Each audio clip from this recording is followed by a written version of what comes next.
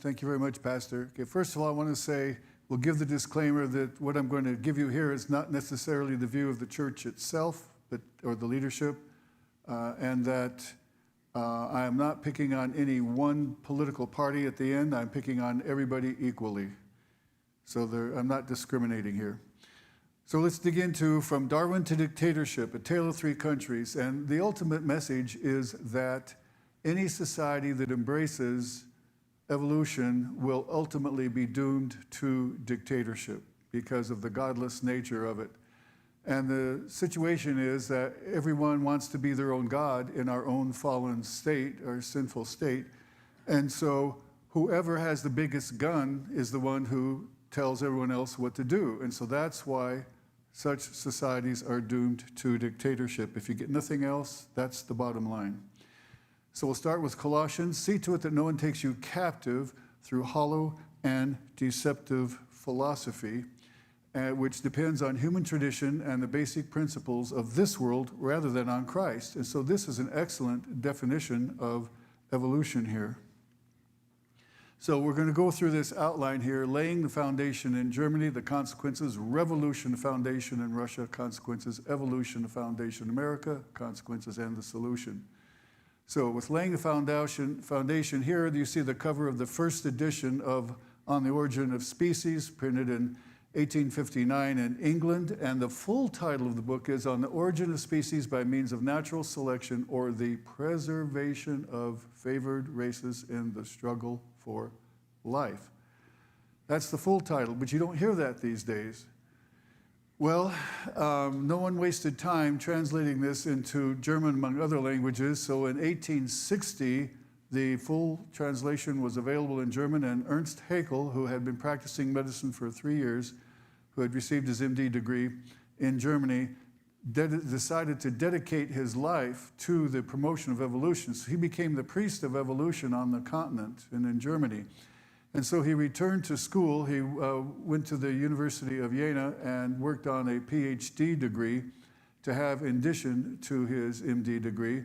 And he identified new species of marine life, of animals that are called invertebrates. Those are animals that do not have a spine. So marine invertebrates are the ones that do not have a spine in the ocean, as opposed to the ones who are spineless critters in Washington, D.C.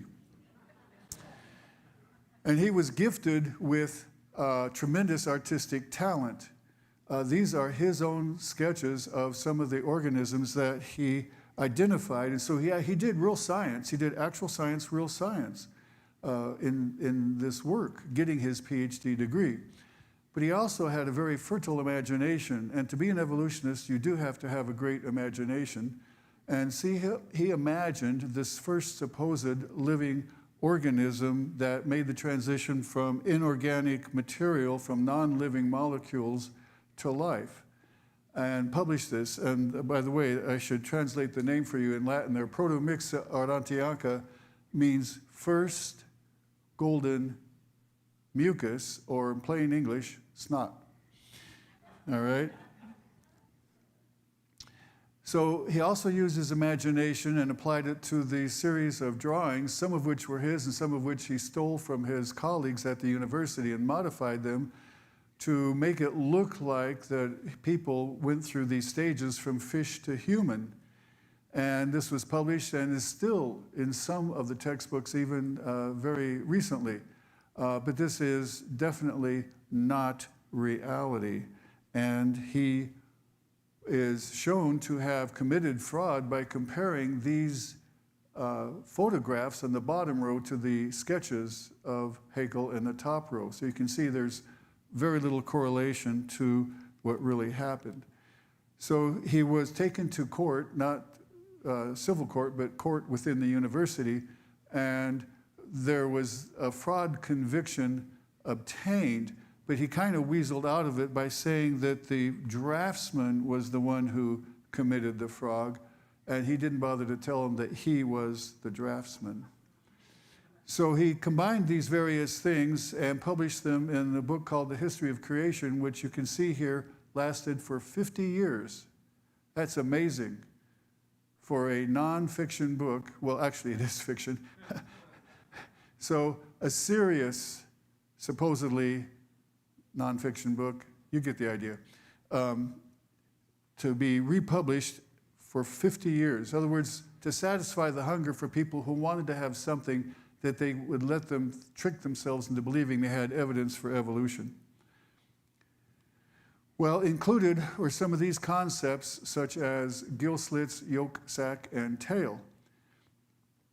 We'll take each of these in turn, but I want to go through this three-word phrase, which I remember being pounded into my brain when I was in high school biology here in the Phoenix area. Ontogeny recapitulates phylogeny. Ontogeny means the development of the individual in the womb, recapitulates, retraces the course of, and phylogeny repeats the history of the evolution of the species. So these three words in one long sentence say that the development of the individual in the womb retraces the course of the history of the evolution of the species. It's a great phrase, but it's totally untrue.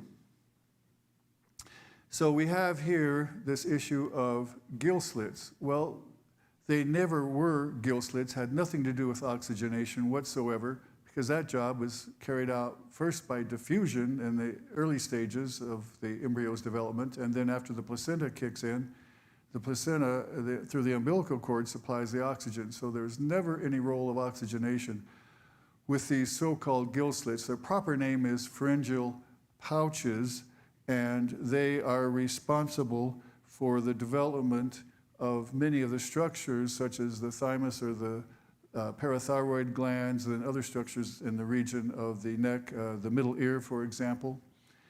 And so then we turn our attention to the yolk sac, which also never had anything to do with yolk, no function, never contained yolk, didn't have any yolk, and if you think so, that's a bad yolk, and the yolk is on you. So its proper term is umbilical vesicle, and it has very important roles. It's the initial site of blood formation. And us as adults, our blood is formed in the bone marrow, but these little tiny embryos don't have bones yet. So the blood is first formed in the umbilical vesicle. Also, cells migrate from this structure into the abdomen and develop into various organs and blood vessels and the beginning of the organs of reproduction. So these are very important things. These are not leftovers from evolution. And then the third thing on this diagram is the business of the so-called tail. You know, in the vernacular, we talk about falling on our tailbone. Never was a tail ever. It's just that the spinal cord and associated structures lengthen before the other structures catch up to it. And so there's this fake appearance of a tail, but it never was. And the final thing here is that the coccyx is the tail end of the bone, and we say tail end out of just habit here, where the muscles attach for having a bowel movement, for standing up and sitting down. Anybody who's ever broken their coccyx, tailbone, knows that it is very painful to do those things.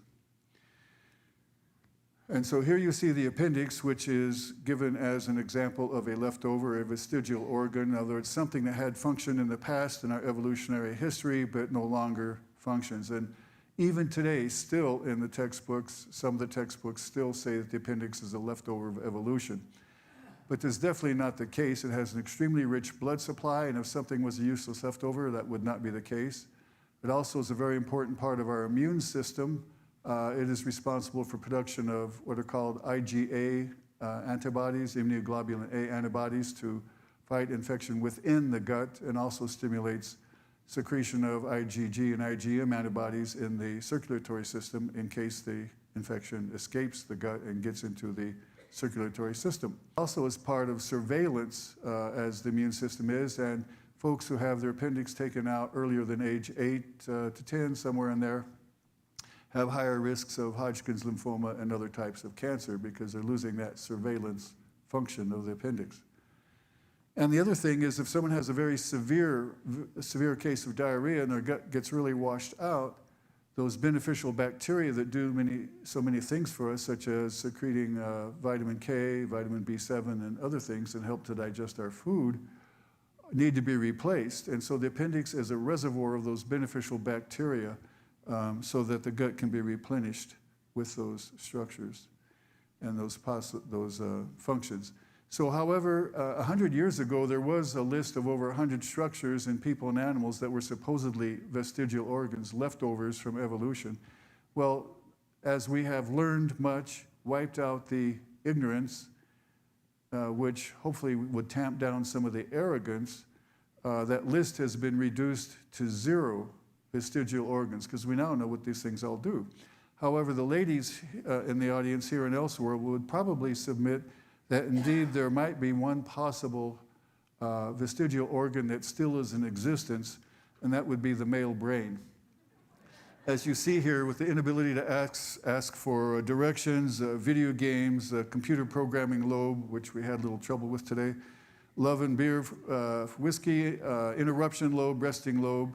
My wife accuses me of having the listening particle. Ball sports, math stuff, commitment molecule, and then there's the atom of personal hygiene. So remember, Adam, the word Adam means earth. You know, Adam was created from the earth, and that's why the ladies are always having to tell us guys, take a shower, see? So on the, let's see, okay, it doesn't show up here. Yeah, it's funny, some of the stuff isn't coming through on the program up there. But on the left-hand side, you see the version of Darwin's original Tree of Life, which was a very tiny sketch on a page with just a few branches from the supposed first organism that somehow came into living status, which the evolutionists to this day still cannot explain, because we know it never happened. So Häckel developed this much more impressive structure of this Tree of Life with, you see, this Moneron, this first supposed living organism, and then going up through amphibians to reptiles and eventually to mammals. And then you see the primates at the top there on the right, and then Menschen, German word for man, but it was meant to mean Caucasian people, very much racist. Now here's a quote of Häckel's, and it's rather convoluted. I'll explain it in plain English after I read it to you. Now, if instituting comparisons between in both directions, we place the lowest and most ape-like men, the Austral Negroes, the Southern Negroes, Bushmen from the Kalahari Desert, and Andamans, those are folks with dark skin who live on islands on the east side of the country of India. On the one hand, together with the most highly developed animals, for instance, with apes, dogs, and the elephants, on the other hand. So what he's saying here is he's putting dark-skinned people in the same category as animals, and then he's putting, on the other hand, with the most highly developed men, Aristotle, Newton, Spinoza, Kant, Lamarck, or Goethe, in other words, philosophers, poets, scientists. So here's the two groups he's comparing, and he's throwing in folks with a lot of color in with the animals. So he's extremely racist here. And then he can then say we can no longer consider the assertion that the mental life of the higher mammals has gradually developed up to that of man as in any way exaggerated. So he's placing dark-skinned folks in with the animals in terms of mental ability and subhuman status, and then proceeding to say on the other extremity is this business of having these highly mentally developed poets, scientists, etc. Well, in between, you need some kind of a transition. And so here is his imagined ape-man family, and the word Pithecanthropus and Alalis literally means ape-man without speech. And so he imagined this. He didn't have any supposed fossil evidence to promote this either. He just dreamt it up. He had a great imagination and commissioned one of the great artists of the day to make this huge poster and use this in his propagandizing for evolution. Well, putting all this together, he developed this phrase, politics is applied biology. Now remember this phrase, we're going to come back to it. Politics is applied biology. And you see there in the photo the monkey skeleton with the human skull in his hand here. Well, ideas have consequences. And so with his propagandizing for evolution relentlessly, this idea of racial hygienics, racial cleansing, came into being, and as a result, this society, German Society for Racial Hygiene, was developed. And the word eugenics means good genes or true genes. And so in 1870, Germany became a modern nation state, uniting all the various principalities into a unified nation. And because it was that late in doing so, it was behind the other European countries in the race for getting colonies around the world. So Germany had very few colonies. One of them was this one, German Southwest Africa, as it was called at the time. And you see the dates there, 1884 to 1915. And there are two groups there, the Herero and the Nama, were two of the prominent people groups there, and they had the nerve to rebel against the situation where there were two sets of laws, one for whites and one for blacks. And obviously the one for blacks was very harsh and very difficult to live under. And the result was the Germans, authorities responding to this rebellion is either shooting them outright or throwing them in chains, putting them in concentration camps. And we're talking about the first decade of the 1900s. Or forcing them out into the desert where there was no water. And so here you can see the results of being in the concentration camps. So this is the first decade of the 1900s, long before World War I or World War II, or Hitler's accession to power. So that was the laying of the foundation in Germany. And now we'll get to the consequences. Excuse me. Okay, Hitler said that Christianity is an organized lie that must be smashed. The state must remain the absolute master. It's a rather astounding statement here. And so in order to bring that into reality, he knew he needed to indoctrinate the youth. So on the left-hand side here it says, Jugend dient dem Führer. In other words, the youth serve the leader, the Führer, the leader. And then Hitler youth. So this with, you see the face of Hitler in the background there. So this business of indoctrinating the youth, they understood they needed to do that in order to make the state the absolute master. And so he adopted fully, politics is applied biology. And so he got into power in 1932 and didn't waste time. 1933, he started this business of surgical sterilization. So the healthcare system, the physicians were forced to report people who had problems such as blindness or deafness or some physical deformity, seizures, alcoholism, and they would be forcefully sterilized because they were considered unfit to reproduce. And then 3 years later, surgical abortion. So those who were considered members of the Aryan race, the advanced race, the superior race, were forbidden to have abortions, and those who were not considered part of that group were very highly encouraged to get abortions. So then in 1939, euthanasia, good death, supposedly, was established, and people who had these same types of problems I mentioned earlier were then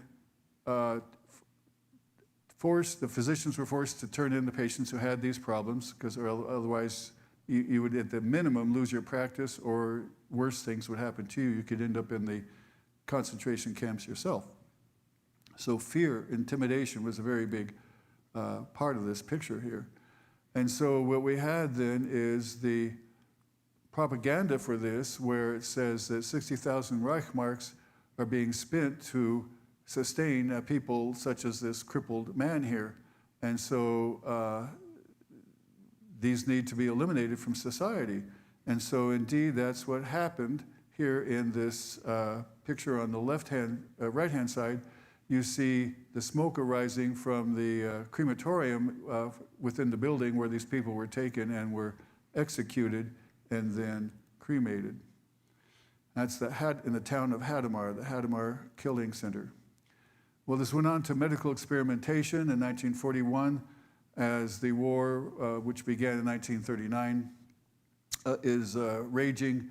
Many things were done. There was the supposed ability to excuse or justify these experiments by saying, well, what happens to our pilots, our Luftwaffe Air Force pilots, under what circumstances? So if a pilot was to be shot down in, say, the North Sea where it's very cold water, how long could they stand being so cold before being warmed and not die? Or how long could they be drinking seawater before not surviving? Or to what altitude could they go before the lack of air pressure would cause things such as bleeding in the brain, etc. And so you see here, Jews were placed into pressure chambers for the high altitude simulation to see how long they could last before they quit breathing, the prolonged immersion in the ice cold water and then salt water for the gypsies to drink. So these types of things were supposedly justified, saying what would happen to their pilots. However, another thing that was done, just to show their sadistic nature, was to break the femur, the leg bone, the thigh bone, set it at 90 degrees, the bottom half to the top half 90 degrees, and have it heal that way and see what would happen. Just really weird, bad stuff. And there are other things that I really can't even mention in this setting here.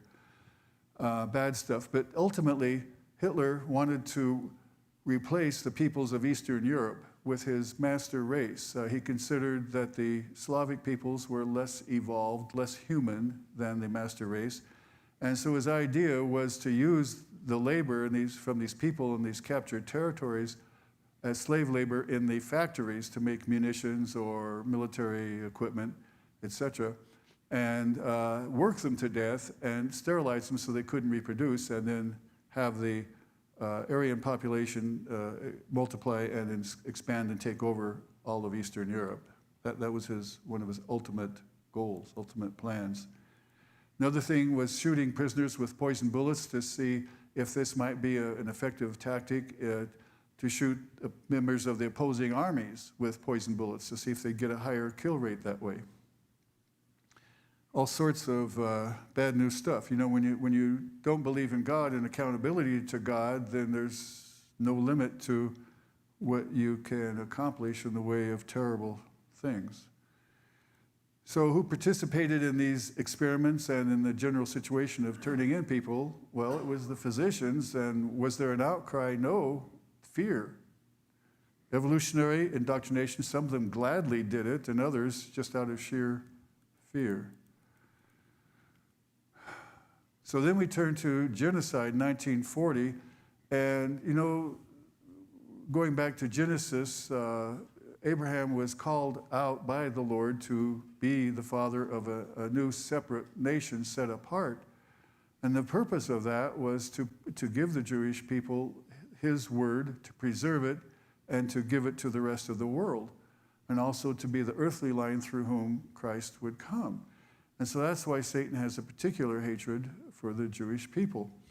And so they've been picked upon throughout history, and Hitler was no different. And so the genocide, focusing on the Jews, doing some other groups as well, but focusing on the Jews to wipe them out. So this was the ultimate solution to the Jewish question, is the phraseology used. And so this is the kind of thing that happened, and the animation is not showing, but what it is showing a picture of the concentration camps, the death camps, where the Jews were told that they were going to be sent into these shower chambers. So they were all unclothed, and the shower chambers were, of course, the gas chambers, the death chambers, and then cremating the bodies, trying to destroy the evidence. So as this came along, President Eisenhower said, "The things I saw beggar description. The visual evidence and the verbal testimony of starvation, cruelty, and bestiality were so overpowering. I made the visit deliberately in order to be in a position to give first-hand evidence of these things if ever in the future there develops a tendency to charge these allegations to propaganda." And have we not heard in the past couple of decades various nations saying, "Oh, that's not real history, that's just propaganda"? So Eisenhower's words came true. Well, in one of my mission trips to Eastern Europe, I was in Lithuania, and the installations that you see here were actually built as military fortifications by the Russian Imperial Army prior to World War I. But when the Nazis and the German army came rolling through, they converted these into holding pens for the people who were then subsequently gathered up to be exterminated. And so here you see close by those installations, this mass gravesite here on the left side of the wall.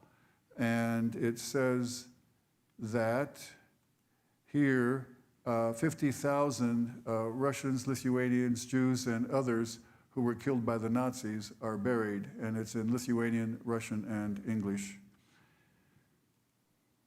Well, this concept of subhuman types is what was used to justify all this in their minds. So evolution is the basis of all this stuff.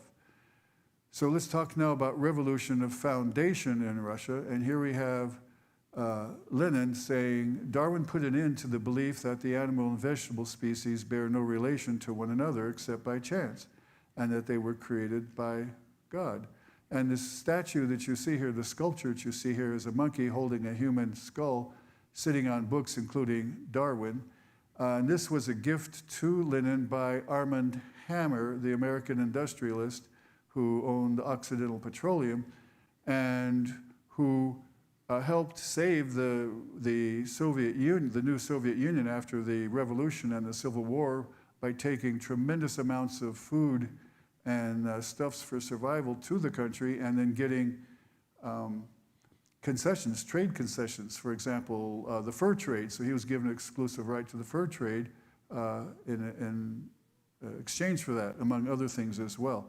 So I think that's why Lenin said, the capitalists will sell you the rope that will be used to hang him. So this is serious stuff.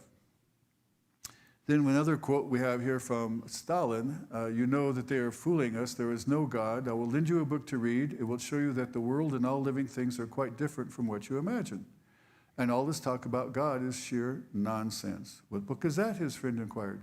Darwin. You must read it. Now, the interesting thing is most folks don't know that when he was a young man, Stalin was actually a seminary student. Obviously, he didn't quite get what the word was saying.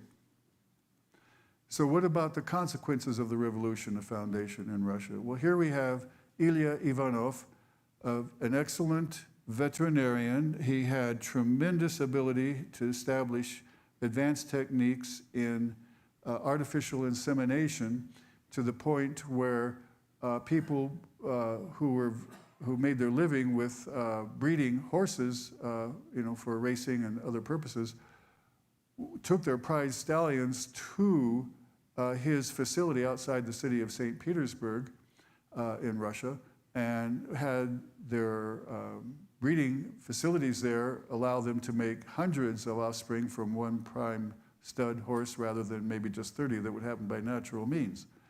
Well, Ivanov then turned his attention to crossbreeding horses with other members of the horse family, such as zebras. And so you see here zorses and zebrullas on the left.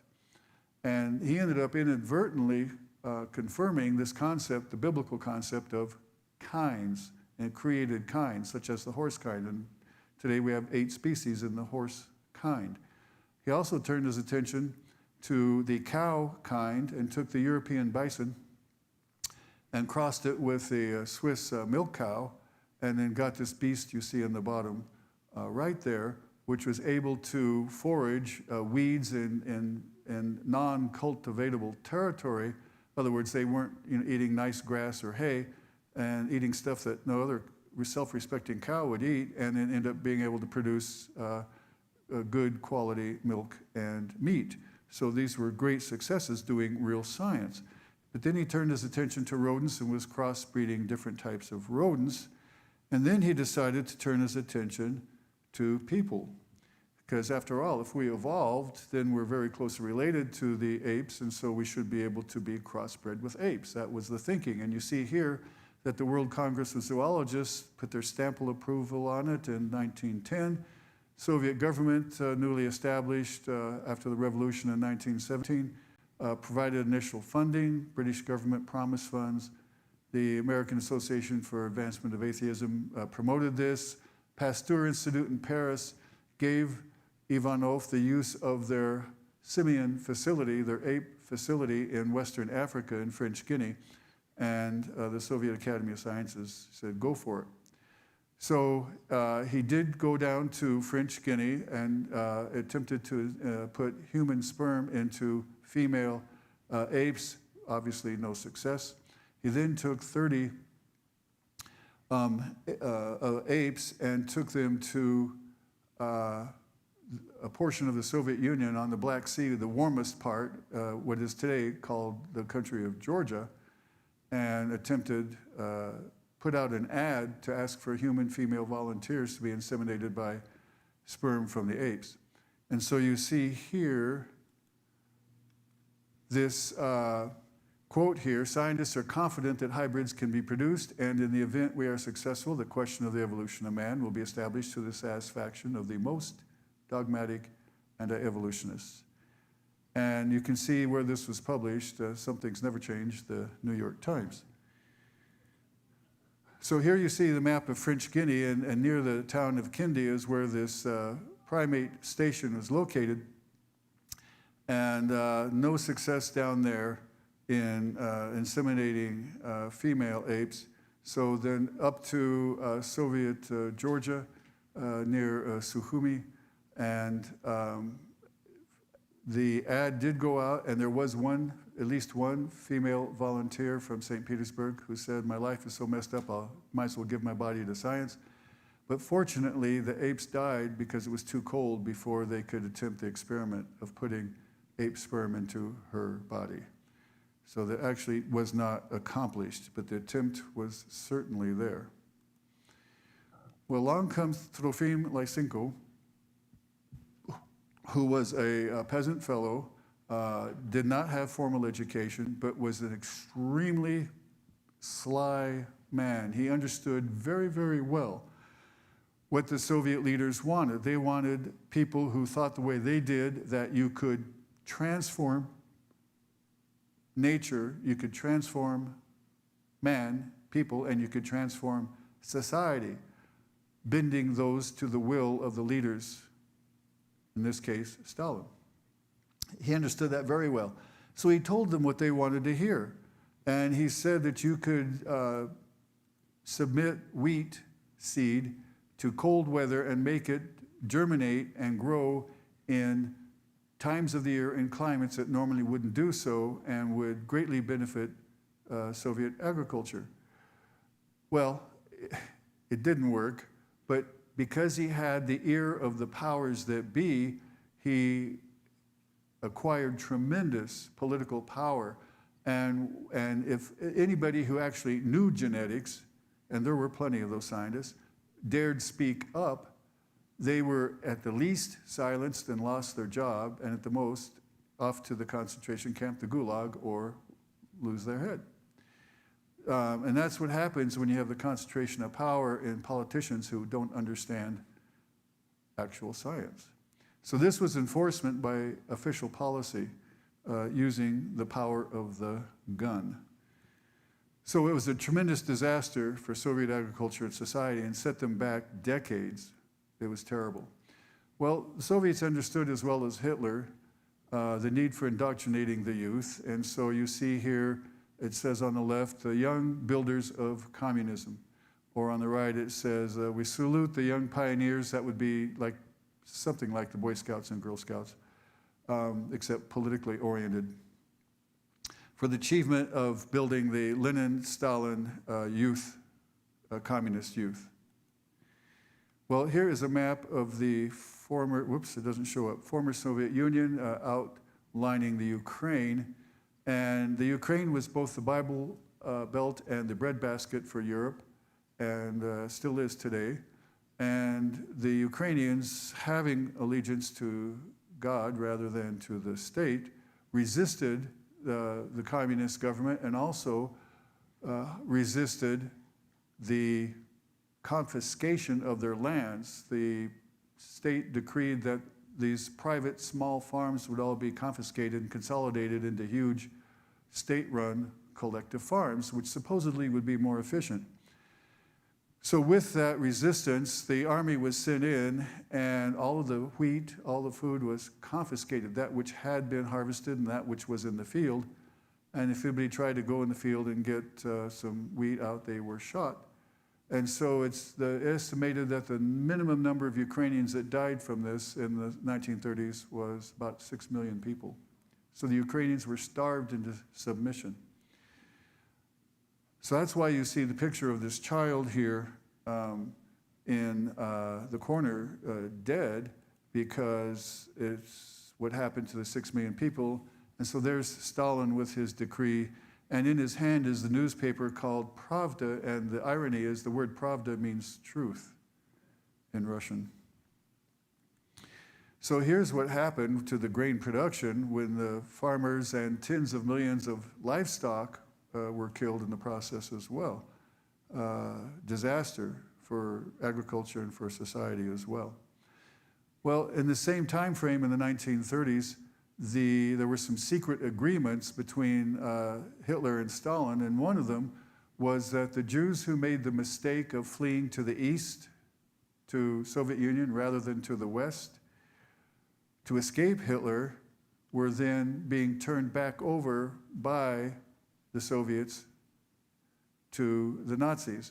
And so you see the license plate there with the SS symbol, the secret police there, and the Nazi officer, the NKVD, which then became known as the KGB, which is now known as the FSB. They're all the same, just different names. These are the folks who wield the gun and hold the threat over your head. And this is not propaganda, this is actual history. And so when the fall of the Soviet Union occurred at the end of 1991, documents were released from the archives, and this shows the upper seal is the seal of the Soviet Union, the lower one, that of the Nazis there. So this was for real. So now we have the evolution of foundation in America. And unfortunately, the evolutionary influence upon the church was significant in the mid-1800s, even as Darwin was getting ready to publish, because he was not the only one pushing this idea.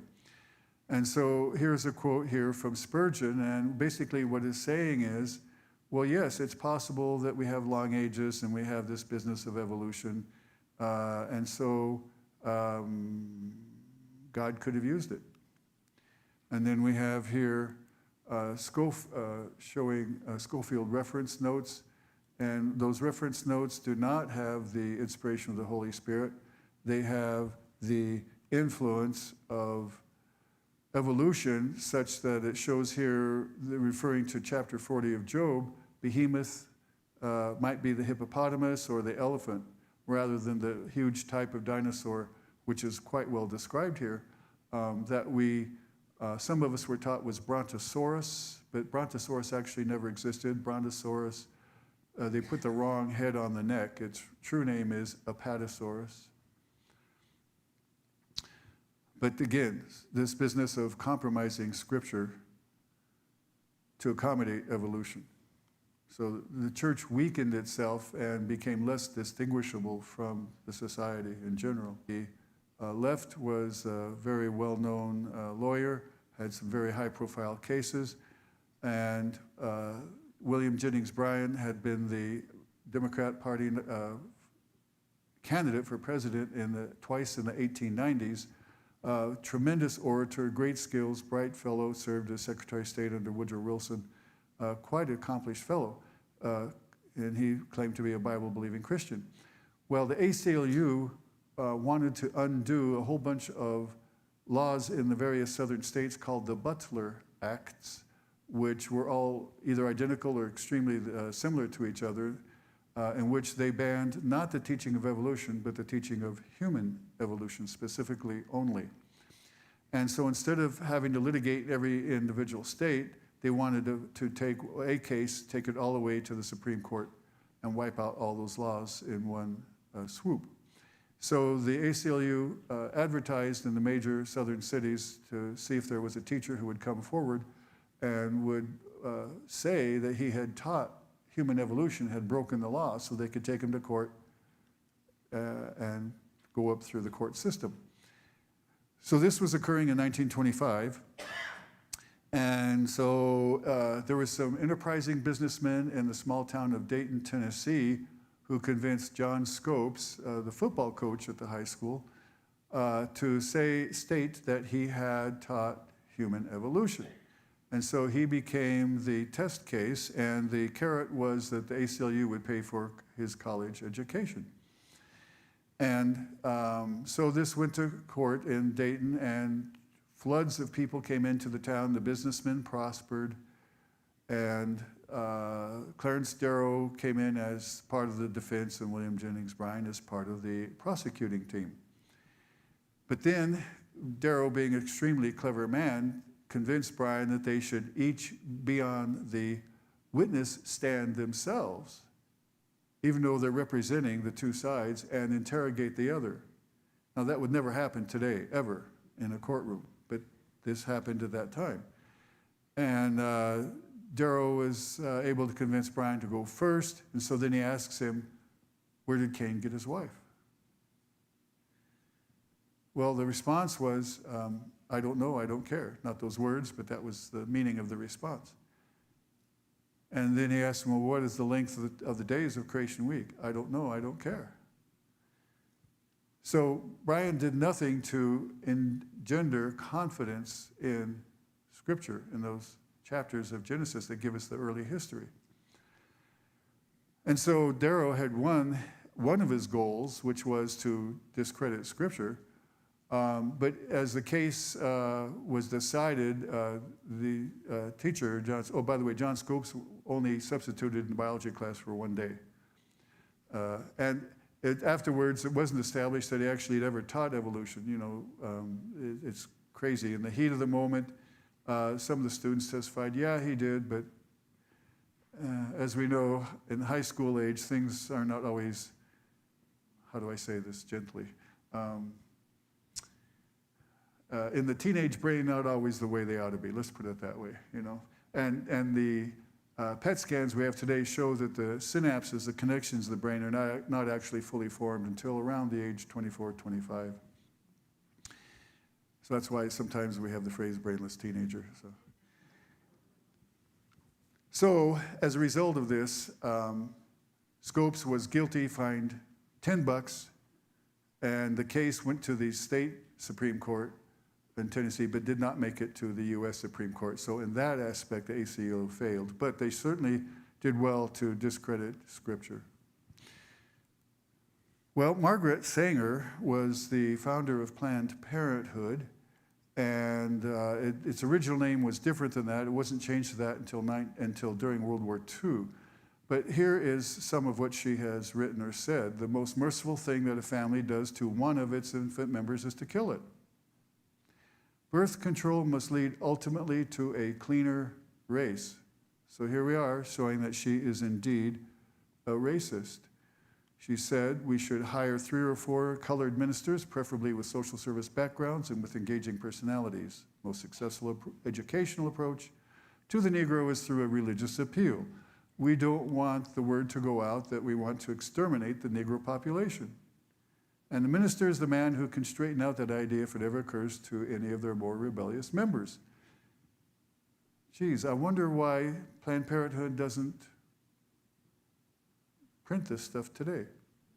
You know, it's amazing. She wanted to commit genocide. Now we come to John Dewey. Don't confuse with Thomas Dewey, the Republican candidate for president in 1948. But this is a fellow who was a humanist, secularist, socialist, anti-creation, anti-Bible, anti-God fellow, who relentlessly spoke and wrote, got himself appointed as a professor at Columbia University in New York, and started inculcating his students with this same kind of stuff here. And in this quote, it's crazy. He says, meaning is more precious than truth. Philosophy is occupied with meaning than truth. Well, if you don't have truth, what do you have? Falsehood. And so through this kind of obfuscation, he is wiping out, actually, even meaning. And but he inculcated this into his students. They reproduced themselves, and that's how we got the American public education system taken over by folks who think this way. And that's why we lost the ability to have public prayer and have the Ten Commandments posted, is because of the work and the subsequent success of this fellow.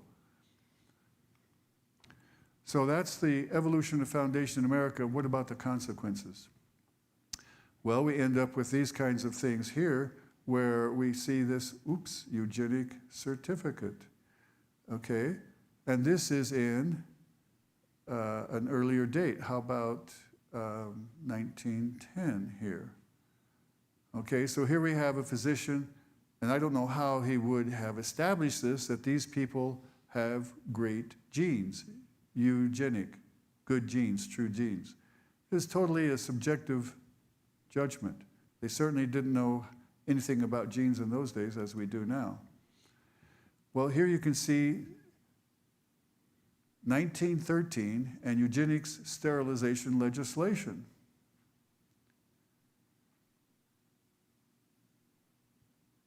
This was a big push. But look at the date. This is 20 years before Hitler got into power. Wow. Well, we have results of this kind of thinking. Carrie and Emma Buck, okay, Carrie Buck was the case that was taken all the way to Supreme Court because, again, the ACLU didn't want to have to litigate in all these various states where there were laws passed against forced sterilization.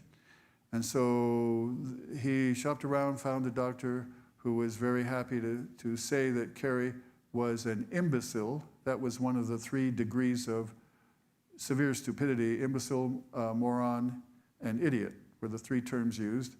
And she was labeled as an imbecile. She was born out of wedlock and was placed in grade school as she grew up through 6th grade. She had good grades, was not anything but an imbecile, and then was placed in the home to be like a maid, a servant in a home, and subsequently was raped by the nephew of the people in whose home she was working.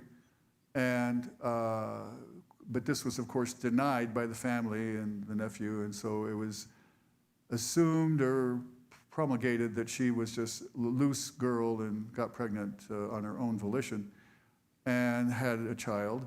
And so she was picked as this example of a person who should be forcibly sterilized. This was carried out after the case went to the Supreme Court. And Justice Oliver Wendell Holmes, one of the more famous justices in our history, wrote 3 generations of imbeciles is enough, as the Supreme Court approved this law wiping out all bans against forced sterilization. This was in 1927 when this occurred. 1927, 6 years before Hitler started doing his stuff.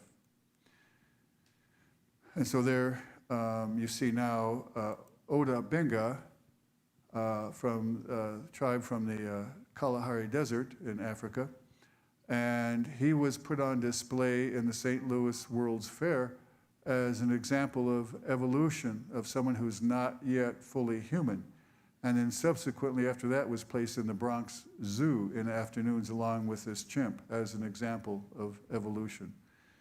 Okay, all of this stuff going on early in 1900s in U.S. history.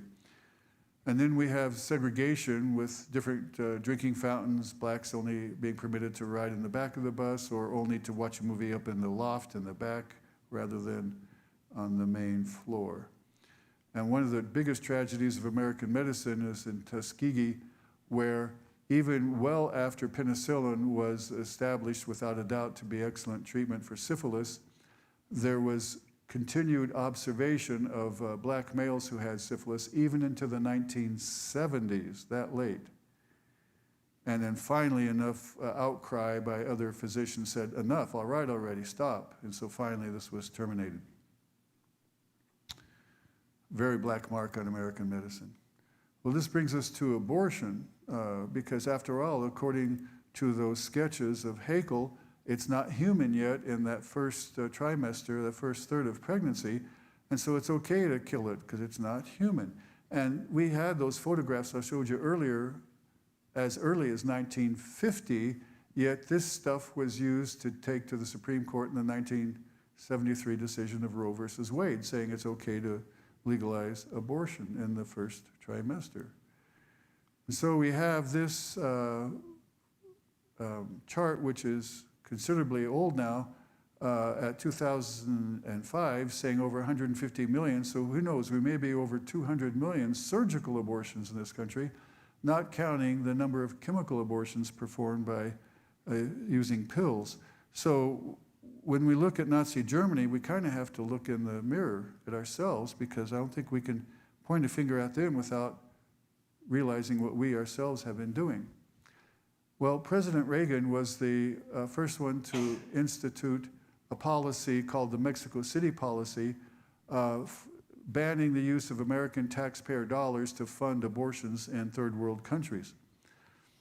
And it's been very interesting because there's a precise, clear-cut, 100% correlation with the presidents of the Republican Party using Reagan's policy to not use American taxpayer dollars to fund abortions in third world countries, and the Democrat presidents overturning that policy, and it's a very clear-cut demarcation. And so here we see President Trump right on, early in office, signing that, saying we are reinstating the Mexico City policy. We're not going to be paying for these things. This brings us to euthanasia. This is during my last year at medical school, 1975, when Karen Ann Quinlan, a college student, had too much to drink, took some pills, became less conscious than she should have been, threw up, got the contents of her stomach into her lungs, depriving the brain of oxygen, went into a coma. And she was in this prolonged coma, and she was kept alive. She was on a ventilator, a mechanical breathing machine with a tube down into her trachea. And after this went on for several months, the family said, can we please turn her off? And the doctor said, no, we can't do this. So this went to the New Jersey Supreme Court, and the interesting phrase used to justify turning us off was die with dignity. And this is the exact same phrase that the Nazis used when they were killing these various peoples in Germany in the 30s. So they turned the machine off, and she lived another 9 years before finally passing away. So this led a great impetus to the euthanasia movement.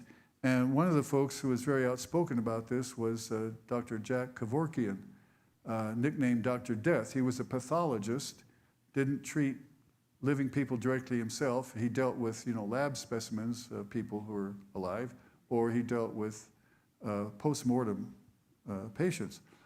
And so he was setting up apparatus so that he would insert an IV into someone who wanted to die, give them the drug to do it with, put it in a syringe, and put the syringe in their hands so they could effectively kill themselves. He got away with this about 3 times, and finally he had the nerve to do this. It was taken to court, but acquitted. And finally he did it on national TV, and then that time he got nailed and ended up in jail for an extended period of time. Well, in Hebrews 9:27, and as it is appointed for men to die once, but after this the judgment. So, we are not the ones who are to decide when we die. That is up to the Lord. So we have here, welcome to Oregon Hospital. Dr. Reaper will be assisting me. And this was the first state to pass euthanasia. Then Washington State followed suit. And now we have this number of states and the District of Columbia where euthanasia, assisted suicide, is now legal.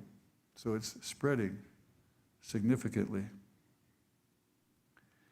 Well, under the last administration, Dr. Ezekiel Emanuel was very much in the middle of setting health policy. And you see this article title here, What are the potential cost savings from legalizing physician-assisted suicide? So the value is clearly not on human life, but on the dollar. How many bucks can we save? And so here's this doublespeak, the complete lives system. Well, actually, it's just exactly opposite of what it says. That what this shows is the chance of getting medical care is greatest if you're in the working age group. And if you're too young or too old, your chances are not as great. Why waste resources on someone who's not a productive worker? And when I was in training at the county hospital here in town, doing my pediatric residency, I walked into the hospital at 7 a.m. On a Monday morning, and they said, they need you up in ICU, the medical ICU, to translate. So I went up there, and there was an elderly patient there who the evening before had been getting on a plane at Sky Harbor Airport to go back to the Soviet Union. He had been here visiting some family and developed severe chest pain, sudden chest pain, and was brought to the county hospital, which was the closest facility. And he spoke no English, and his family had already departed the airport and went back home downstate, the southern part of the state, and hadn't been able to be contacted yet because this guy could not speak English.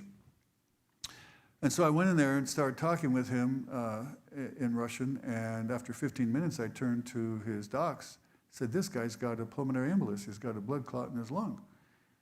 And sure enough, scan was done at the time, it confirmed it, and so appropriate treatment was instituted, and after 3 days the fellow finally relaxed, and then he really opened up, and he told me these three things.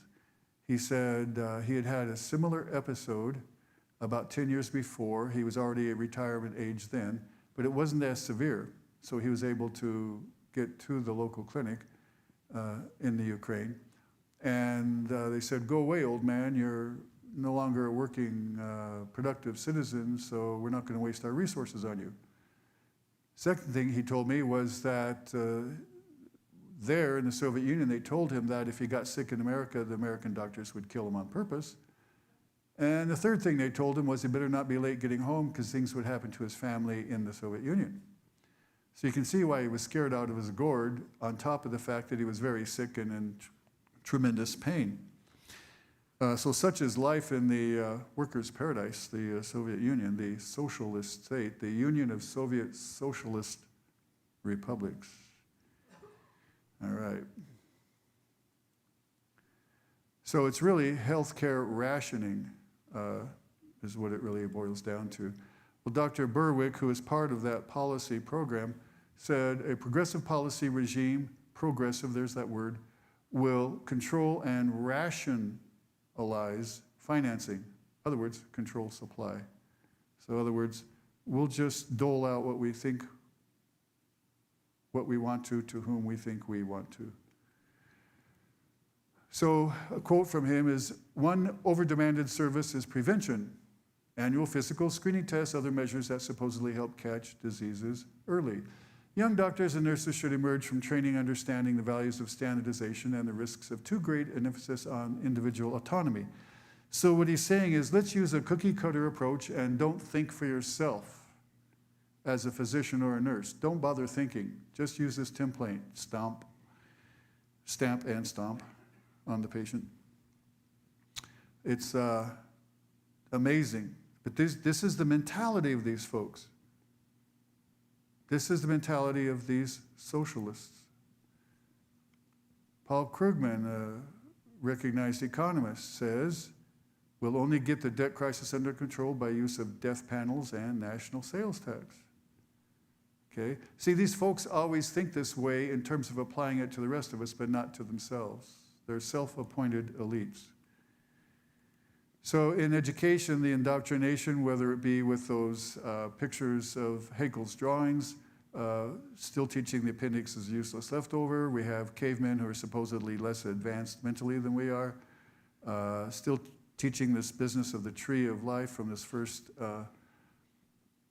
living organism, which they can't explain how it came into being. What we should be teaching is what you see on the bottom there, which is the forest or orchard of the created kinds according to the biblical history given to us in Genesis. Well, here we have former professor at ASU, Arizona State, Lawrence Krauss, physicist, whose great skill was writing the word nothing backwards on a clear board so his audience could read it, as he's saying that the universe came into existence from nothing, but not due to God, just due to things happening by themselves. And so the question is, can anything cause itself to come into existence before it exists? And the answer is no. So this is just gibberish. And even secular physicists said so. They said this is not for real. So here we have the National Center for Science Education. It is really a propaganda machine here. Eugenie Scott heads it up. And she sees her task as to stamp out any questioning of evolution in the schools. Now, I'm not talking about teaching creation, teaching anything biblical. How about just the idea of the business of intelligent design? As so much in nature shows us, it had to be intelligently designed. So if anybody even mentions intelligent design, she goes bonkers and does what she can to help stamp that out. Well, our level of education is, sorry, young folks, but our level of education isn't what it used to be. What I got in grade school is what you guys are getting in high school, and vice versa. It just keeps going up. What was being given out in junior college today used to be in high school. So here we have this. You who worry about Democrats versus Republicans, relax. Here's our real problem. In a Purdue University classroom, they were discussing qualifications to be president of the United States. It's pretty simple. The candidate must be a natural-born citizen of at least 35 years of age. That's pretty straightforward, right? Simple. So a student raises her hand and says, does that mean that if somebody was born by cesarean section, they can't be president? Yeah, pretty sad. Well, Ben Stein is a bright fellow. He's done a variety of things. Some of you may remember him as being the teacher in Ferris Bueller's Day Off, that thing. But he's done a lot of stuff. He is a Jewish fellow, and he understands the connection between evolution and academic censorship and the Holocaust, and how it's all bound together. And so he's been very outspoken on these issues and put together this movie, 12 years ago, called Expelled. In other words, professors who dare buck the status of only being able to teach evolution. If they even hint anything else, they get canned. It's an excellent, excellent movie. You should watch it. Well, an example of this is the book The Privileged Planet by Guillermo Gonzalez, astronomer who was at Iowa State University. And the theme of the book is this: the universe was designed for us to make discoveries. That's it. No mention of Christianity, no mention of Scripture, God, any of that stuff. Just the fact that it's obvious from looking at the universe that it was designed for us to be able to figure it out. And he was denied tenure, which in academia is the kiss of death. And so he ended up leaving his post, not willingly, at the university. So in the media, we have these various propaganda machines for evolution, Discovery Channel, among others, National Geographic. I don't have the, because the animation isn't working, it doesn't show you the cover of Time magazine where it says, Dictatorship, is it such a bad thing? Okay, that's for real on National Geographic. Well, when you teach students that they're animals, they came from animals, and there's no God, then why are we surprised when we have all these various incidents of violence in schools, and we have multiple situations where someone has taken firearms and killed fellow students and teachers? After all, we're just animals. Here it is. Here's National Geographic. Dictatorship. Is it such a bad thing? And then these wildlife specials that you see here are beautiful, fantastic footage, but they always put in their evolutionary pitch as well. And then on Time magazine is God dead? Okay. Or here is a definitive statement, declarative statement, how humans evolved. It's not did they evolve, it's how they evolved. And we have all of these types of things here with these billboards and posters on sides of buses and buildings and things. Praise Darwin, evolved beyond belief. Yes, Virginia, there is no God. All this kind of propaganda by atheists here, very widespread. Well, we come to the business of global warming, renamed climate change. Those of you who are as old as I am might remember that in the 1960s we were told that the Earth was going to get too cold and we were going to have another ice age very soon. So their stories keep changing, but the common theme is encouraging fear, to put fear in the population so that we will buckle under and give up willingly our freedom for a false sense of security. So one of these fear tactics is this business of climate change or global warming, and the melting sea is going to inundate all of our coastal areas. But there's some brave person, I don't know who that is, but they managed to hack into the emails at East Anglia University in England and to expose how what was being put out as evidence for man-caused global warming was actually manipulated data with a political purpose in mind. And so you see in these various decades here, we have the threat of the decade that's going to cause extermination, and we had all better buckle under and yield to those who consider themselves more elite than the rest of us. Out of all of these, the one that actually is the most real is terrorism, which unfortunately we've seen all too much death from and destruction from this terrorism. Well, okay, from 11 years ago, here's a quote from Pravda, that magazine newspaper in Russia, supposed truth. But here they say something that's very interesting. It must be said, like the breaking of a great dam, the American descent into Marxism is happening with breathtaking speed against the backdrop of a passive, hapless sheeple. I love the word sheeple. To properly prepare the American populace for the surrender of their freedom and souls to the whims of the elite, they should have put in self-appointed elite, the population was dumbed down through a politicized, substandard education system. Then their faith in God was destroyed until their churches were, for the most part, little more than Sunday circuses, until preachers were more than happy to sell out their souls and flocks to be on the winning side of one pseudo-Marxist politician or another. Their flocks so quick to reject Christ in hopes for earthly power, and we should be so thankful to the Lord that we have a pastor who sticks to the truth of Scripture, absolutely without compromise. Unfortunately, he is in the great minority in the church at large. Sad to say.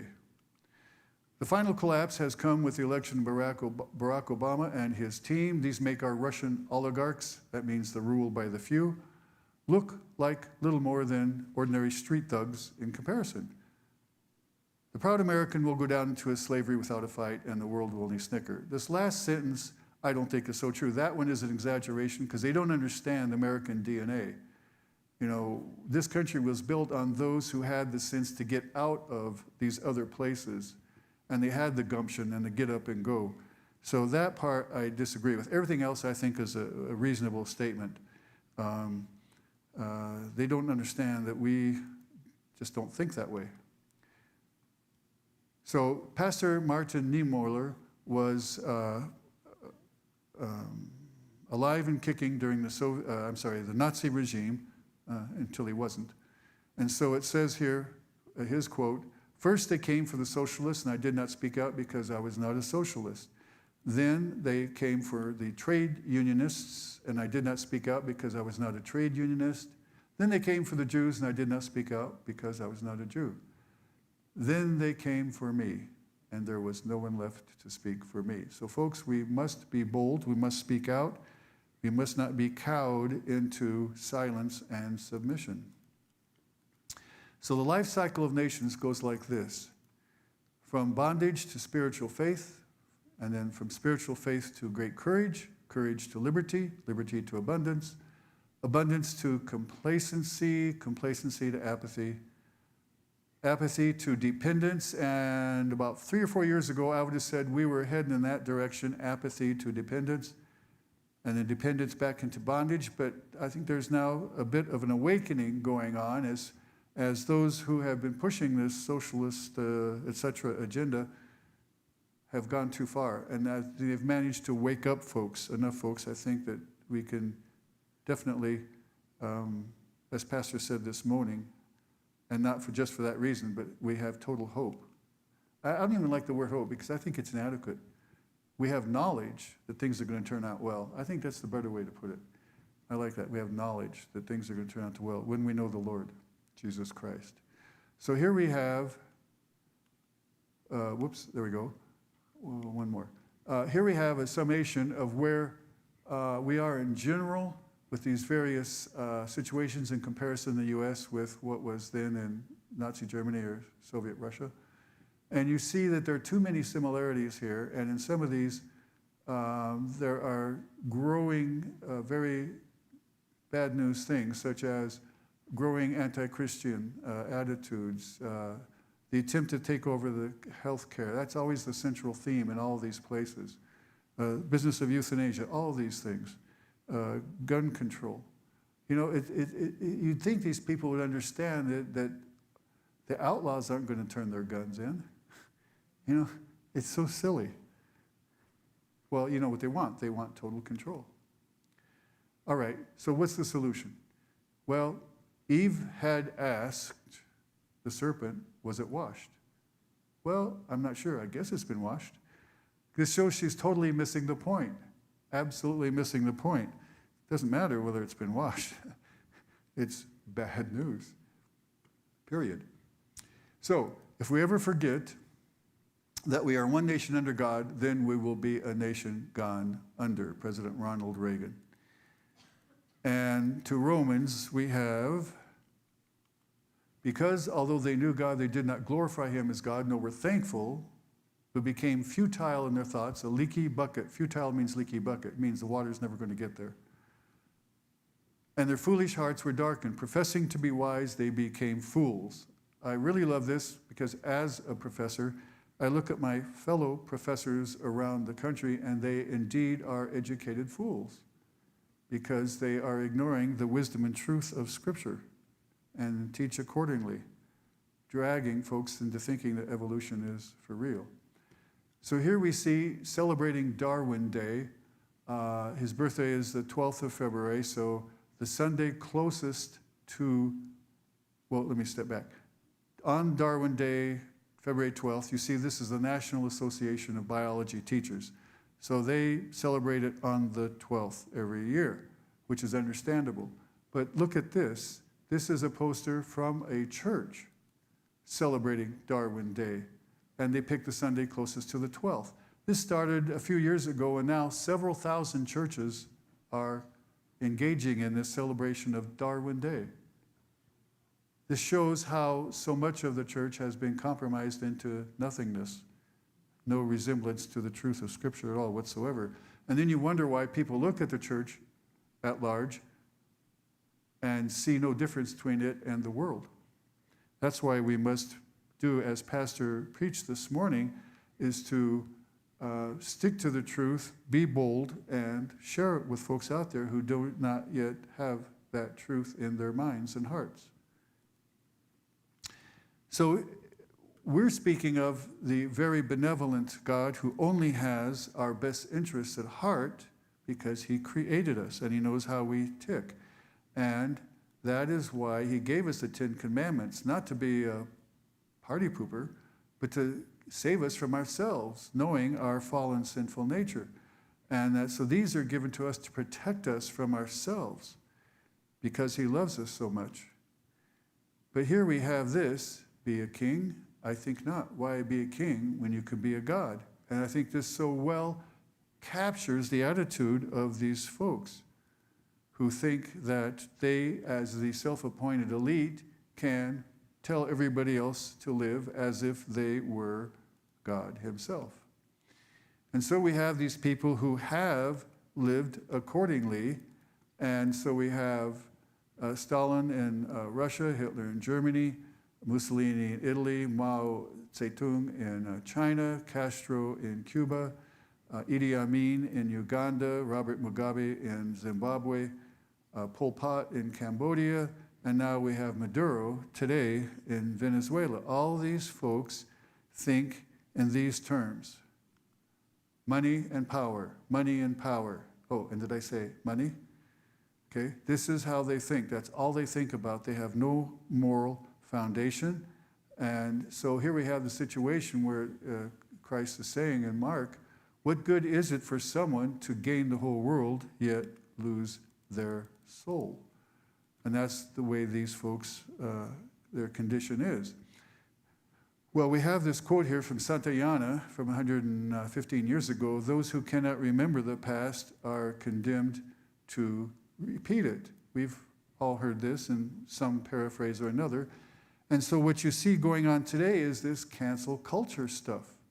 So if we don't have our history, which has been poorly taught and rewritten anyway, then we don't have that basis to understand what's going on and where people are trying to force us to go. And so when we kick out knowledge of our history, our art, our culture, our speech, then, and especially scripture, then we are headed for doomsday. And so we have this cast of characters among others, these are not the only ones, who have this attitude that they are the self-appointed elite who are going to dictate to us how we are supposed to live, yet not follow the same rules themselves. And so this term of flyover country has come into being, where the folks on the two coasts consider the middle part of the country not worth even paying attention to, and they derisingly say that we cling to our Bibles and guns. Well, I'm glad we do.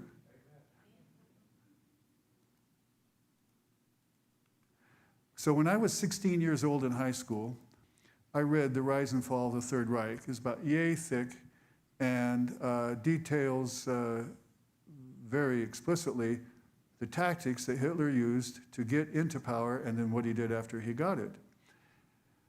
And so in a head sense, I understood how this happened, but it wasn't until this year, and maybe even a couple years before, but certainly this year, that I really understood it in the gut sense of how he managed to do this, because of using these various things, especially the business with COVID virus, to instill fear in people and to get them to submit and to do what they're being told, giving up freedom for false promise of security.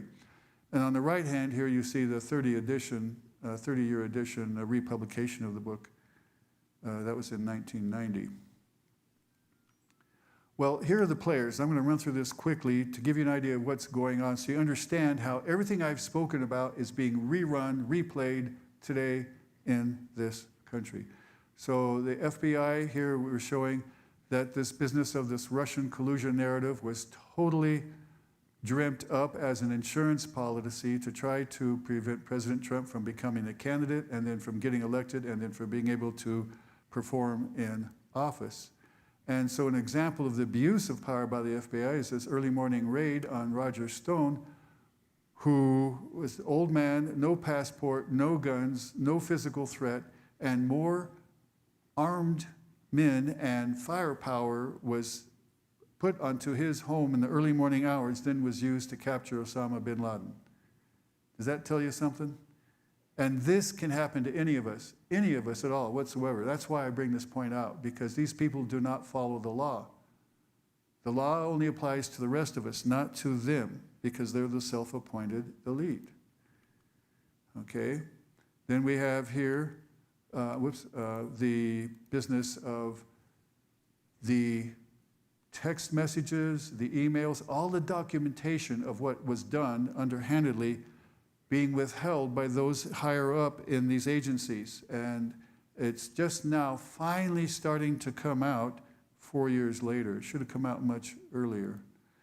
And in case of General Flynn in particular, served the U.S. military valiantly, total patriot, and who was the transition person for national security for President Trump as he was getting ready to come into office.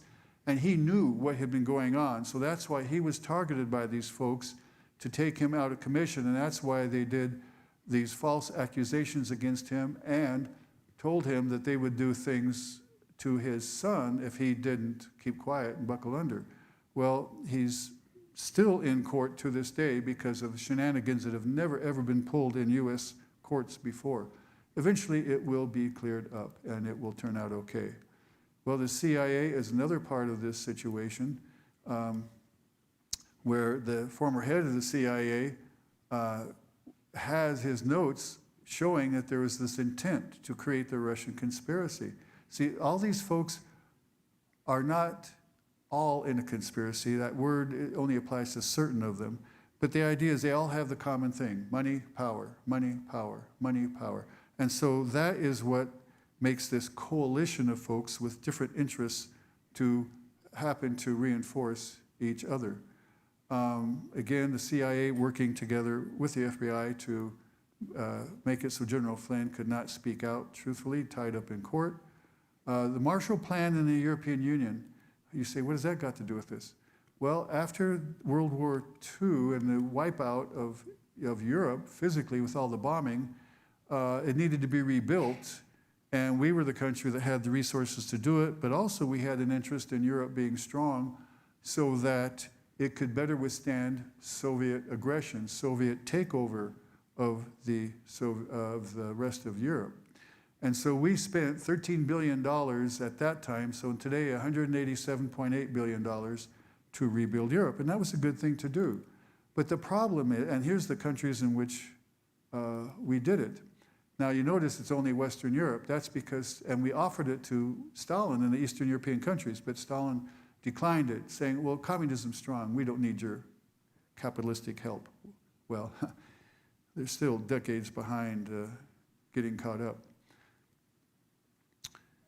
Well, we should have stopped subsidizing Europe about 1970 or so. They had 2 decades to rebuild. But even to this day, we are subsidizing, you as taxpayers are subsidizing the European month-long vacations, the short work week, the free health care, and the free university tuition.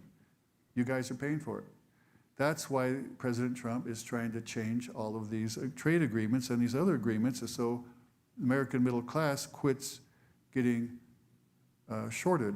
Let's just put it that way. So now that he's been doing these other trade agreement changes, the Europeans realize they're next on the list, and so they're getting uneasy knowing that he's going to turn his attention to them next. That brings us to these multinational corporations and globalists.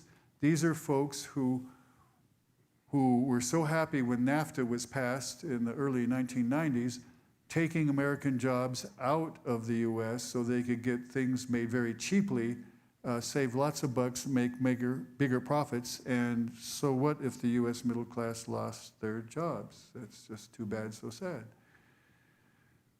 So that's, again, why the president is redoing these trade deals, is to bring these jobs back to the country so the middle class can prosper again. The countries that have a strong middle class are stable and prosper. When you have this great divide between the upper and lower class, these are the unstable countries that have their dictatorships. Well, even in spite of this, Wall Street is still deciding to go with China and investing money in various things, banking things, in spite of what's going on. And then we have this globalist internationalist, George Soros. Maybe you've heard of him. He has so much money, it is unbelievable, and he is actually throwing millions of dollars into these various district attorney races so that they can have these guys in office who will make decisions on who gets prosecuted and who doesn't. So that's why you see these rioters not getting prosecuted in these cities where the riots have been going on. And that's why you see, for example, in Missouri, where there was that couple who were defending their home. The rioters were coming down and getting onto their property, and they stood outside their home with their weapons and warned them. They didn't shoot anybody, and they were totally within the law. Missouri law says, yes, you can own your weapons, they're registered, etc.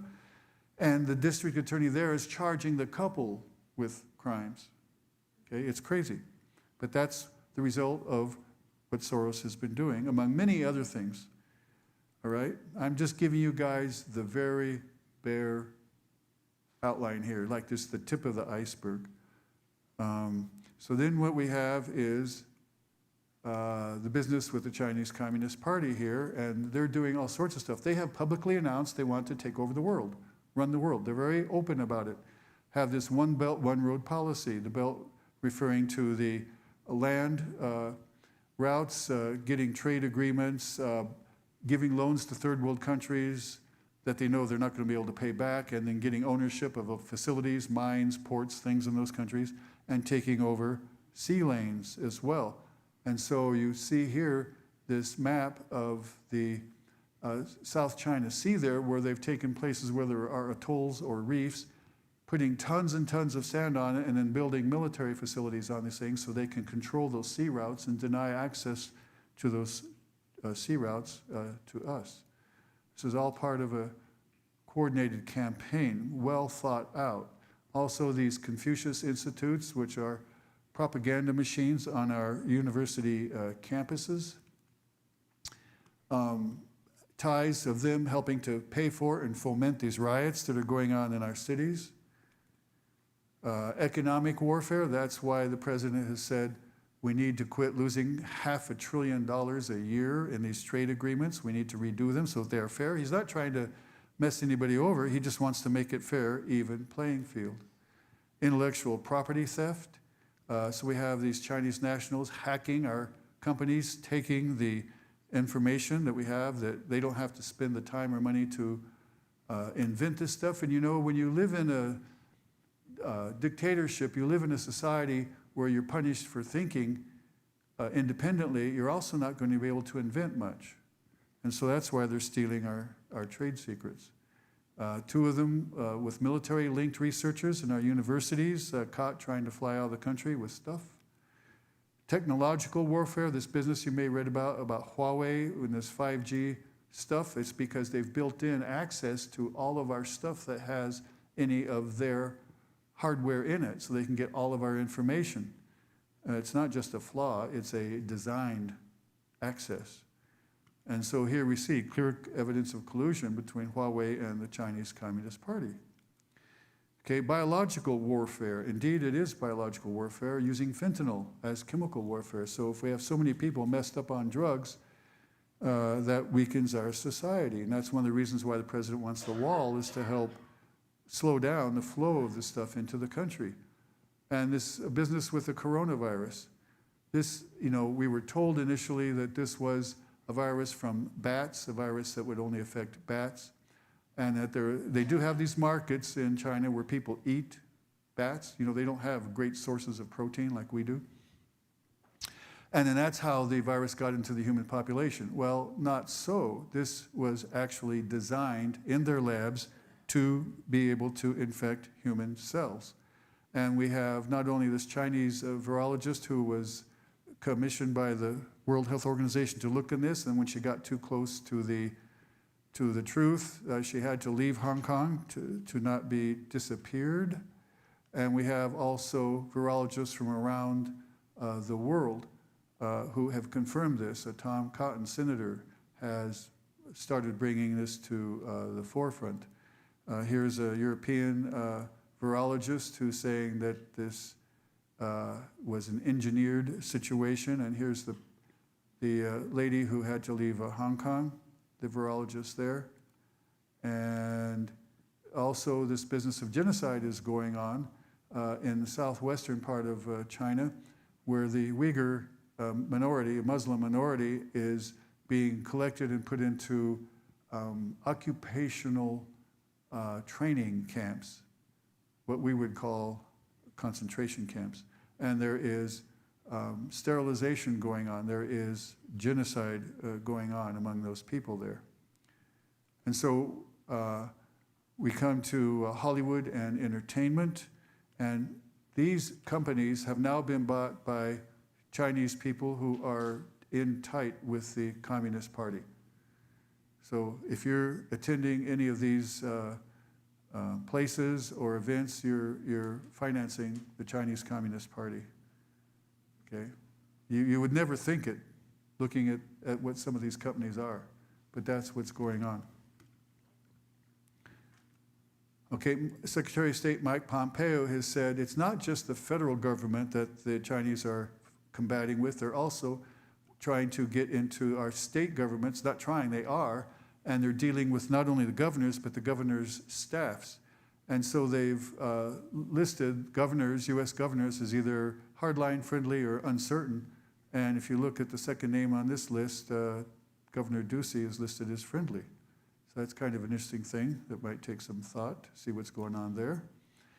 We have the chilling moment here where we mentioned this business of the human rights with the Uyghurs. So this California state legislature had a resolution, and the Chinese put pressure on them to scrap that resolution. This is how thorough they are acting.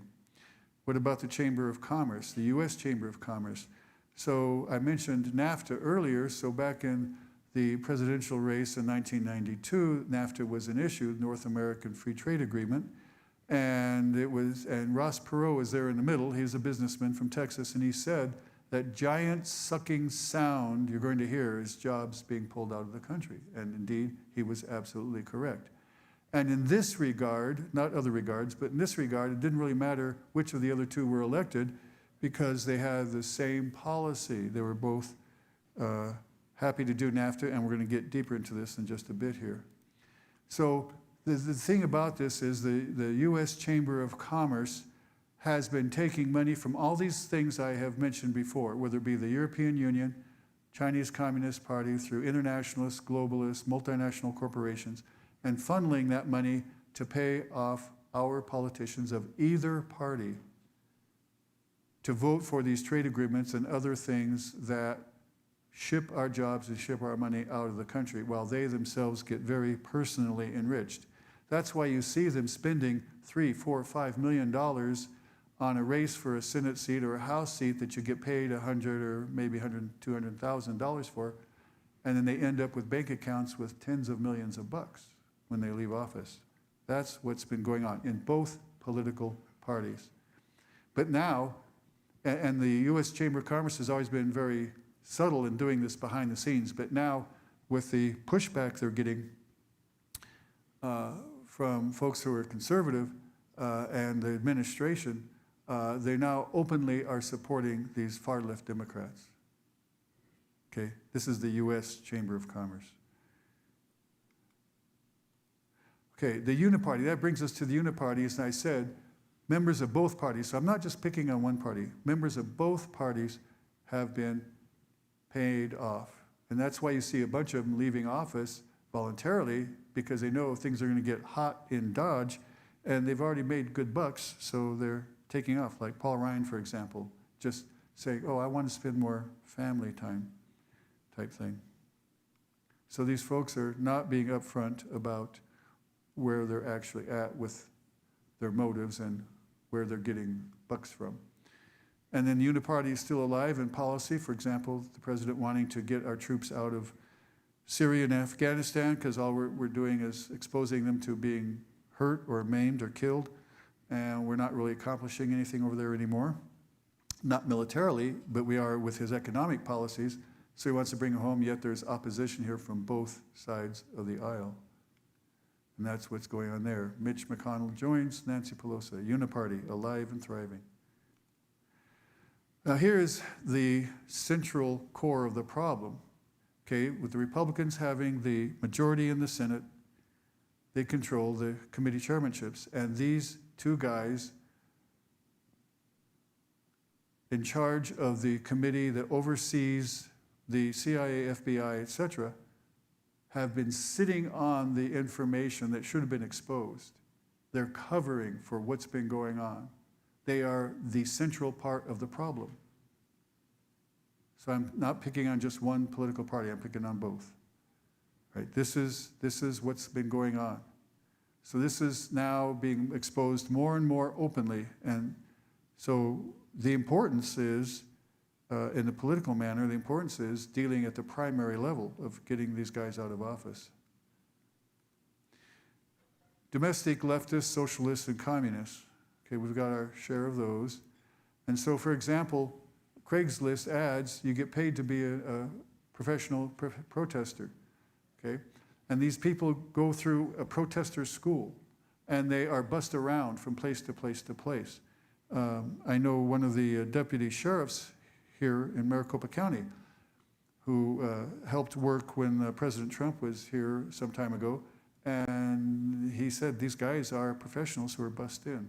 They're not spontaneous demonstrations. And so we have this business of Antifa. It's supposed to stand for anti-fascist, but these guys are the fascists. They're using fascist tactics. And they're professional protesters, and they are violent folks. In Kenosha, Wisconsin, just about 6 weeks ago, there's tremendous rioting going on there. Look at that. 102 of 175 were from outside agitators, professionals doing this. Okay, so class warfare, this is what they want. They want to disrupt, to tear apart our society so that dictatorship can be instituted. Okay, same thing with Black Lives Matter. On their website, they admit at the bottom, their money given to them goes to the Biden campaign. It says that on their website. And they outright admit that they have Marxist ideology. It's not about Black Lives Matter. Okay, there it is. Okay, destroy the nuclear family. Okay, they want to burn down the system. All right, the Department of Justice and the deep state in general, again, we have these professional bureaucrats who consider themselves the elitists. And so it's now a two-tiered system of justice, one for the elites and one for the rest of us. And it's not just these folks pictured here, there's many more than these folks here. And so with this Mueller investigation, this was, quote, intended to get Trump. This is now finally coming out in open documentation of what they were doing. And that this cover up themselves to escape prosecution, or attempt to, they have wiped their phones. Now, in order to do that, you have to go through this special procedure 10 times before the phone gets erased. And you have to do it to the phone that received the information on the other side. So this is no accident. This is deliberate removal of data that shows what they were doing. Okay, now we are at the Democrat Party. I'm just going to mention that there have been plenty of the mayors or governors who've been purposely ruining their local economies through this business of shutting businesses down. The backbone of American economy is the small business, not the big corporations. And I'm just going to point out one thing out of their many points is the business of abortion. We talked about abortion before. They want to have the publicly funded abortion through birth. And they call that a human right. How is it a human right to kill someone through birth for that person? How can that be a human right? So the rules are for us proletariat, the commoners. That's the Russian term, proletariat. Okay? So Speaker Pelosi decided to have her hair done after telling everybody else they can't get their hair done, right? So here we have her there in the salon with the picture. Okay, the picture's not showing. Let's see. There, with Queen Nancy there, getting her hair done, okay? And so here it is, be a king? I think not. Why be a king when you can be a god? See, again, this mentality here. Silicon Valley. All right, we have this problem of these things such as Facebook, YouTube, and Silicon Valley censoring who can put what on the web. And it's certainly not favorable or favoring conservatives. It's the opposite. And with Facebook doing fact-checking, what could go wrong, you know?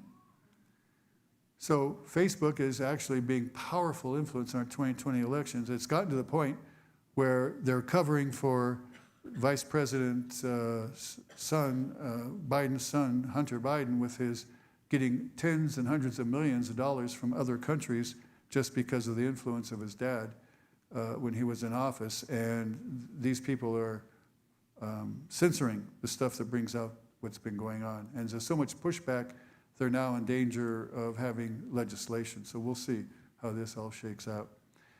Now, dealing more with health directly, this business of the COVID infection, the initial information given to the president was that we should lock down and shut everybody down and quarantine the healthy.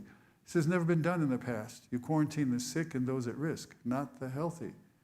So this was a politicized thing. This was done politically to cause the economy to crash so people wouldn't vote for the president and the other side would win. This is what this is all about. And so we have, let's see. Okay, I'm not advancing for some reason. Let's see what's going on here.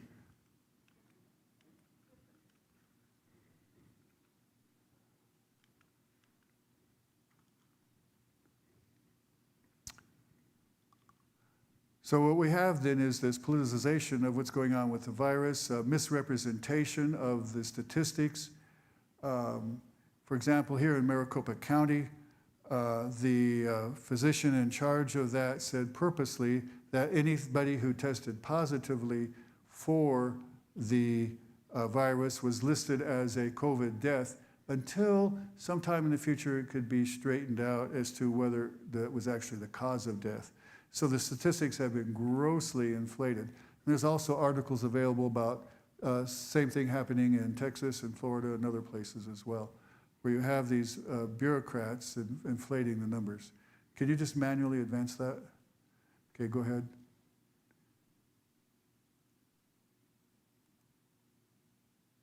Go ahead. There's the mention of Texas. Go ahead. There's overcounting there with Florida. Go ahead. Yeah, that's Florida. Go ahead. All right, there's the one with Maricopa County. Next. Okay, we finally have someone speaking out at this late date, the fellow who's up to be the next director of the World Health Organization, saying, hey, this is not good. And it's been well documented through the actuarial tables of insurance companies that we're having more deaths due to the lockdown by far than due to the virus itself, by increased suicide, increased spousal abuse, child abuse, drug abuse. Many more people dying from that rather than from the virus itself. So this has been a very highly destructive thing in many more ways. Go ahead. And so now it's over 32,000 health experts have signed this declaration saying this lockdown has got to stop. Okay, next. All right, so the national press, just to sum it up, they have been covering for all of this stuff. They have not been objective. They're not reporting what's really going on. As you see the picture here, they're calling it largely peaceful, where you see this explosion behind the person in the foreground, covering for what's actually been going on with the business with Hunter Biden getting the tens and hundreds of millions of dollars, covering for what's been going on in the FBI, the CIA. The press is a propaganda arm of the Democrat Party. That's what's been going on. Go ahead. So just in general, that's the whole thing. Yeah, first the press said that the president was overreacting back in January when he said we're going to ban the flights from China so we don't get people here. And now the very same people are saying, oh, he underreacted at the time. See, it's totally biased. Next. Go ahead, next. Go ahead. Oh, I'm sorry, that one, that's a great one. That's where this photo was taken at a rally of Latinos for President Trump. And the Democrats used it, saying it was a rally for Biden. Okay? All right, next. So do not be conformed to this world. Be transformed by the renewing of your mind, that you may prove what is that good and acceptable and perfect will of God. This is a command. This is a command. This is not a suggestion. Use our minds. Think, folks. Okay. Next. All right. So here we see this example of Congress passing their own healthcare system that we pay for, and it's far superior to what any average person gets. So it's this business again. We're the elite. We don't have to live by your rules. We'll have separate rules, and you guys suffer through it. Next. So, do you have a headache from Dr. Häckel and Darwin? And here you see St. Peter asking the very young child, partial birth abortion, no, embryonic stem cell. Okay, so Darwin wrote in his journal in 1861, I'm very poorly today and very stupid and hate everybody and everything. Okay, next. So the prescription I am relaying to you, so there's Moses. He gave me 2 tablets and told me to call him in the morning. All right. So even if you should suffer for righteousness' sake, you are blessed. And do not be afraid of their threats. Do not be afraid of their threats, nor be troubled. That's Pastor said this morning in his message. Okay? Sanctify the Lord God in your hearts. Always be ready to give defense to everyone who asks a reason for the hope that is in you with meekness and fear. That is, with gentleness and respect. That's another command. Why we need to be familiar with these issues and with some of this information so that we can help people come to the Lord to sure salvation, the surety of being saved by what Christ did on the cross for us. Okay, next. So again, these folks only think in terms of power, money, power, money, power, money, power, money. They don't have the foundation of the truth in Scripture. They want to be their own God. Evolution tells them they can be their own God. See, that's the tie-in here. Next. So, at the name of Jesus, every knee should bow in heaven and on earth and under the earth, and every tongue confess that Jesus Christ is Lord to the glory of God the Father. This is what is going to happen, as Pastor said this morning. It's whether they do it gladly before leaving this planet or grudgingly after leaving this planet. So our task is to help folks be in that former category. All right. Thank you.